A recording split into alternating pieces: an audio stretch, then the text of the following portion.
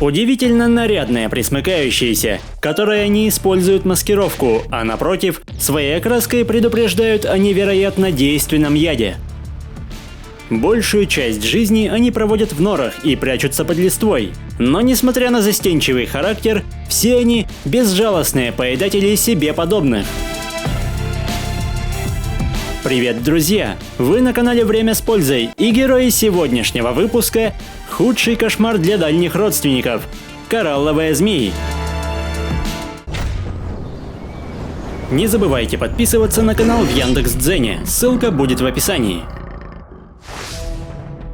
Коралловые змеи – общее название для более чем 100 видов змей, каждая из которых обладает одним из самых сильных ядов в мире. 3 рода, насчитывающие около 20 видов, обитают в Южной и Юго-Восточной Азии, и около 80 видов, принадлежащих к 2 родам, обитателей Северной и Южной Америки. Рептилий можно узнать по яркому рисунку из чередующихся колец, но их цвет и форма может отличаться в зависимости от вида. Размеры пресмыкающихся также разнятся. Самые крохотные виды в длину не превышают 40 сантиметров, а самые крупные вырастают до внушительной 1,5-метровой длины.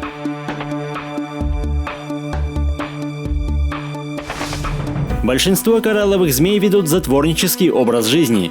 Они скрываются в норах или зарываются в лесную подстилку, где терпеливо выжидают очередную добычу. Жертвами коралловых змей могут стать ящерицы, земноводные, мелкие грызуны и даже птицы. При этом небольшая добыча довольно быстро обездвиживается эффективным ядом и незамедлительно заглатывается целиком. Хотя, учитывая стройное тело рептилии, с этим могут возникнуть трудности. Но тщательная работа мышц помогает завершить начатое. Однако главной целью пресмыкающихся являются другие виды змей. Уловив знакомый аромат, рептилия немедленно покидает убежище и спешит нанести смертельный укус. Однако тактика при атаке значительно отличается от нападения большинства ядовитых змей. Например, гадюки совершают молниеносный выпад, за доли секунды накачивают жертву ядом и терпеливо ждут, пока токсины не окажут свое губительное влияние. В арсенале же коралловых змей, несмотря на действенный яд, очень короткие клыки, которые даже не складываются во рту, как у других ядовитых змей. Поэтому, чтобы ввести достаточно токсинов, рептилия вынуждена буквально впиваться в противника. Ее хватка настолько сильна, что уступающая в размерах пресмыкающаяся, несмотря на все старания, уже не в силах покинуть ловушку.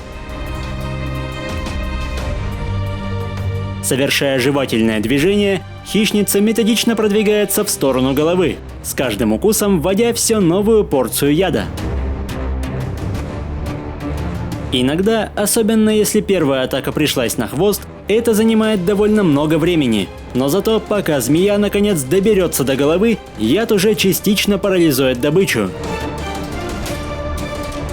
Нейротоксины блокируют важный нейромедиатор – ацетилхолин, который отвечает за активацию мышц тела. Поэтому причиной смерти в первую очередь становится паралич легких. Остальное – дело техники.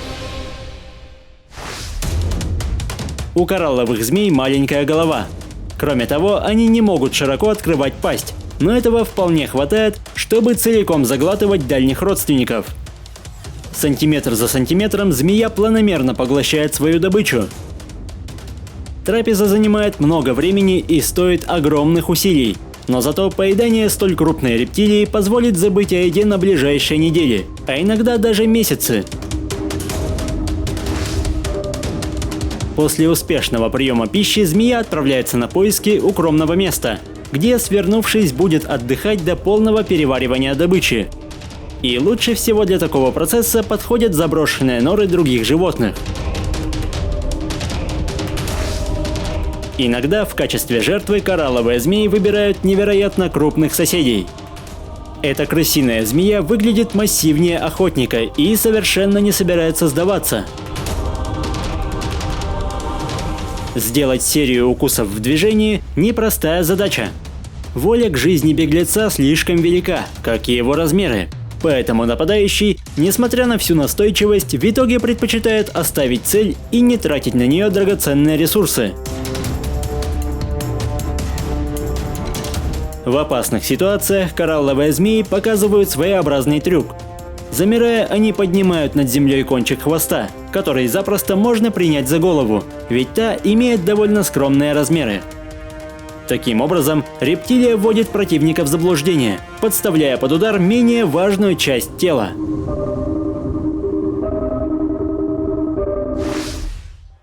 В ходе эволюции некоторые представители семейства ужеобразных обзавелись чрезвычайно похожей расцветкой. У них нет яда, но за счет яркой окраски многие потенциальные враги предпочитают избегать встречи с этими рептилиями. Среди мимикрирующих созданий поперечно-полосатая королевская змея, и лишь самый внимательный хищник может заметить, что цветные кольца на ее теле следуют в другом порядке. Укусы этих рептилий чрезвычайно опасны даже для человека. Одним из самых ядовитых представителей рода является арлекиновый коралловый аспид, длина которого не превышает 1 метра. Но несмотря на размеры змеи, без вовремя введенного противоядия, ее токсины могут привести к смерти менее чем за сутки. К счастью, представители данных родов не агрессивны и нападают на людей лишь когда их потревожат. В отличие от многих ядовитых рептилий, которые являются живородящими, коралловые змеи откладывают яйца. При этом их число совсем невелико, у некоторых видов всего до 3 яиц. Невзирая на невысокую плодовитость, отличная приспособленность и скрытный образ жизни позволяет коралловым змеям процветать, и за исключением отдельных видов, эти яркие создания не находятся под угрозой.